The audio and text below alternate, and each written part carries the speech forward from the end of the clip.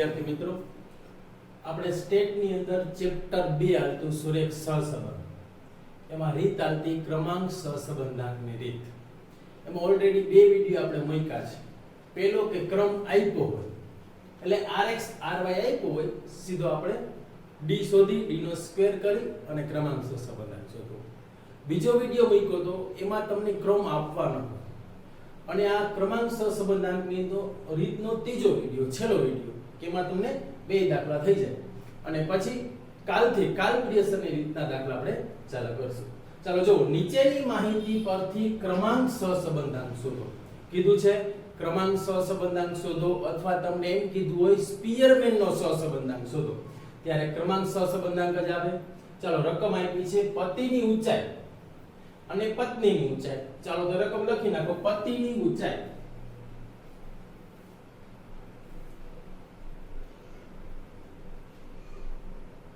એને કહેવાય x અને પત્નીની ઊંચાઈ એને કહેવાય y. ચલો, x આપ્યો છે 156, 153, 185, 157, 163, 191 અને 162. પત્નીની ઊંચાઈ સેન્ટીમીટરમાં આપી છે 154, 148, 162, 157, 162, 170 અને 154. ચાલો, રકમ લખી નાખી. પતિની ઊંચાઈ x અને પત્નીની ઊંચાઈ y. તો x ને ક્રમ આપી એને કહેવાય rx અને y ને ક્રમ આપી એને કહેવાય ry. પછી બેનો ડિફરન્સ d, rx ry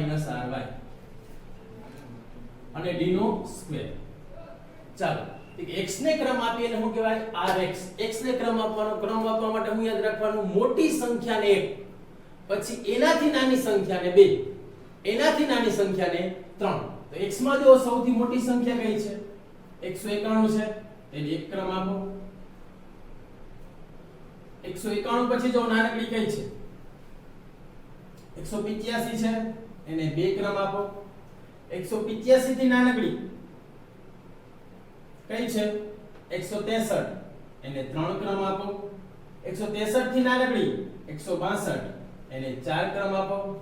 162 થી નાનકડી 157, એને 5 ક્રમ આપો. 156 એને 6 ક્રમ આપો અને 157 એને 7 ક્રમ આપો.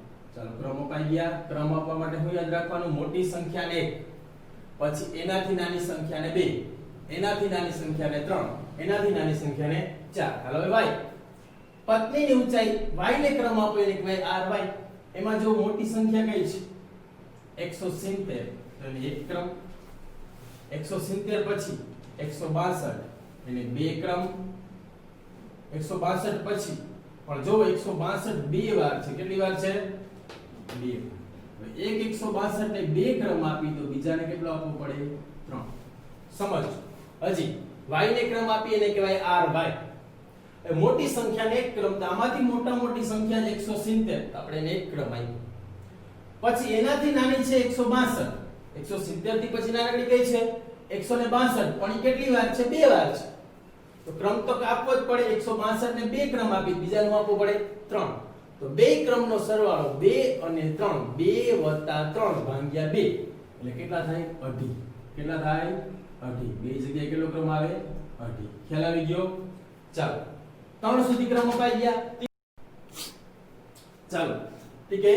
પહેલા આપણે કેટલો ક્રમ આપ્યો? તો કે 170, એને એક ક્રમ. પછી જો 162 બે વાર છે, એકને બે ક્રમ આપી, બીજાને કેટલો આપવો પડે? 3.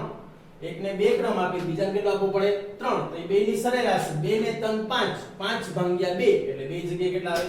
2.5. કેટલા આવે? 2.5. હાલો, 162 થી નાનકડી સંખ્યા જો. 162 થી નાનકડી સંખ્યા કેટલી છે?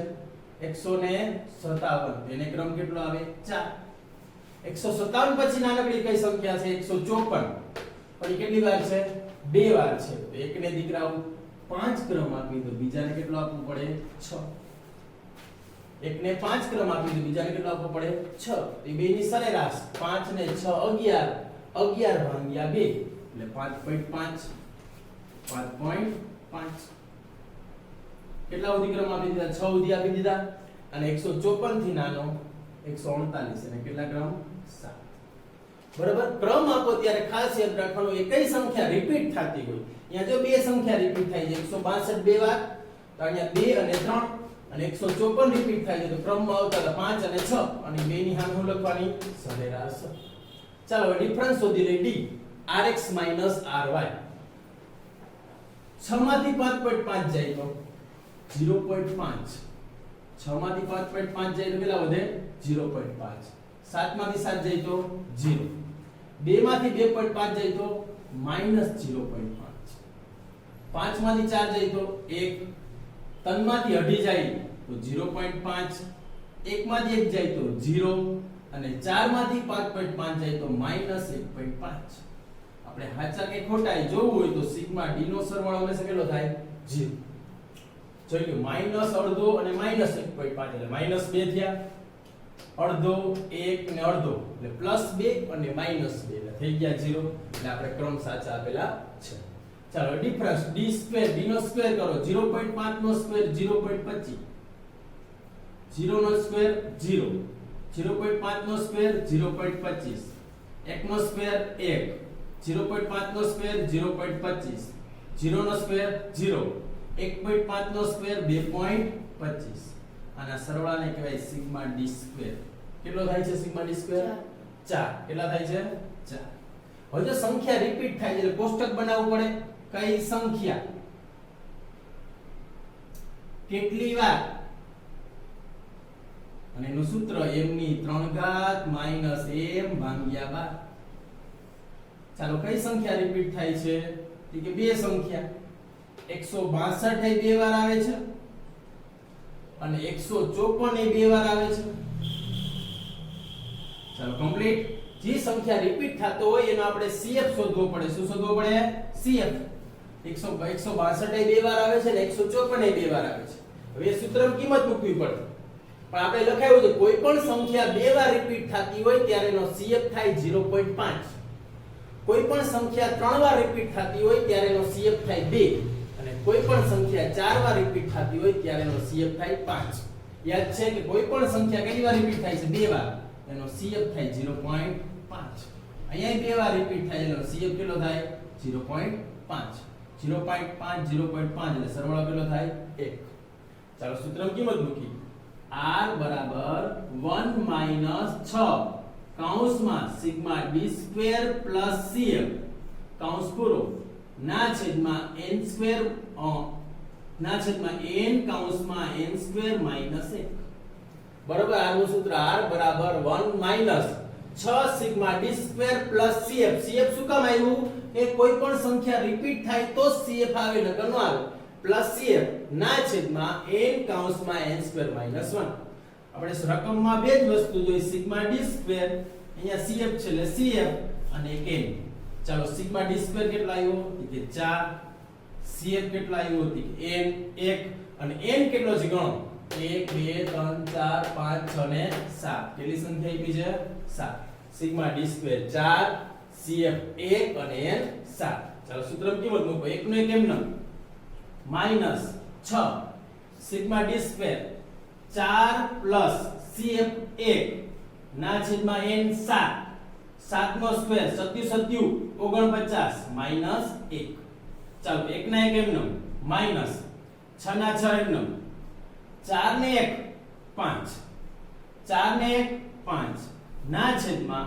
7 ના 7 એમનો 49 માંથી 1 જાય તો 48 49 માંથી 1 જાય તો 48 1 ના 1 એમનો માઈનસ 6 50 30 6 50 30 7 ગુણ્યા 48 336 336 7 ગુણ્યા 48 એટલે 336 30 ભાગ્યા 336 કરો 30 ભાગ્યા 336 0.0893 30 ભાગ્યા 336 એટલે 0.0893 બાદ બાકી કરી નાખો એક માંથી 0.0893 જાય તો 0.9107 9107 0.9107 બે આંકડામાં જવાબ લખવાનો એટલે r બરાબર 0.91 આ ક્રમાંક સહસંબંધ તમારે મળી ચાલો કમ્પ્લીટ ક્રમ જ્યારે રિપીટ થતા હોય એનો મેં તમને ત્રીજો દાખલો ગણાવ્યો. હવે ક્રમ આપવામાં મુશ્કેલ થવી જોઈએ નહીં. હવે જરાક વિશેષ દાખલો.